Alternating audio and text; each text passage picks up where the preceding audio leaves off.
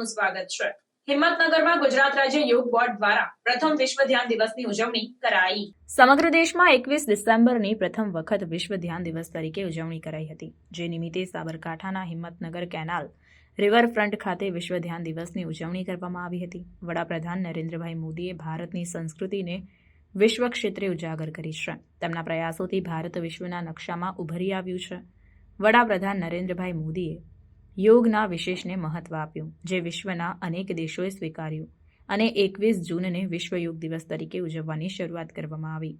એવી જ રીતે ભારતીય સંસ્કૃતિનું મહત્વનું અંગ એવા ધ્યાનને પણ વિશ્વએ સ્વીકાર્યું અને 21 ડિસેમ્બરને વિશ્વ ધ્યાન દિવસ તરીકે ઉજવવાનું નક્કી કરવામાં આવ્યું છે। 21 ડિસેમ્બરને વિશ્વ ધ્યાન દિવસ તરીકે ઉજવણી કરવાના ભાગરૂપે સમગ્ર દેશની સાથે ગુજરાત રાજ્યમાં પણ રમતગમત, યુવા અને સાંસ્કૃતિક પ્રવૃત્તિઓનો વિભાગ અંતર્ગત ગુજરાત રાજ્ય યોગ બોર્ડ દ્વારા તમામ જિલ્લાઓમાં વિશ્વ ધ્યાન દિવસની ઉજવણીના ભાગરૂપે સાબરકાંઠામાં અનેકવિધ કાર્યક્રમોનું આયોજન કરવામાં આવ્યું હતું, જેમાં શહેરના અનેક ધ્યાન સાધકોએ ઉપસ્થિત રહી ધ્યાન ધર્યું હતું। રિપોર્ટર પ્રદીપ પટેલ, મોટી ડેમાઈ।